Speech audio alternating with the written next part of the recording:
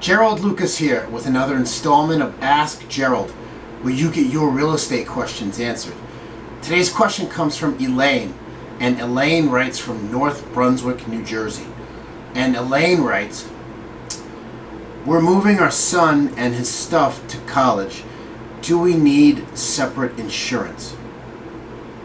Well, that's a good question, Elaine. Normally you don't need a new separate insurance policy for a dormitory move.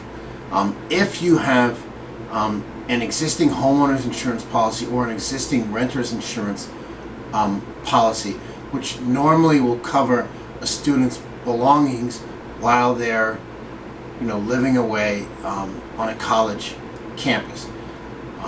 So normally you don't need a separate policy if you have an existing homeowner's insurance or renter's insurance policy for the move, for their belongings, at least up to a certain percentage. But you should update your automobile insurance policy, and if your son lives off campus in like an apartment, you should I suggest you get a separate renter's insurance policy for liability protection, and the landlord may require you and your son to get a separate renter's insurance policy as well. Now, if your son goes to college without his car, you may qualify for what's called a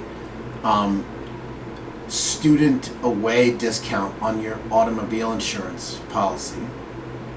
And if he does bring his car and he lives he's going to college in a separate state or a separate zip code, you'll need to update the garage address on your automobile insurance policy, which may change the rate that you pay.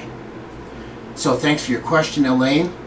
For more real estate tips and information, visit my blog at geraldlucas.com.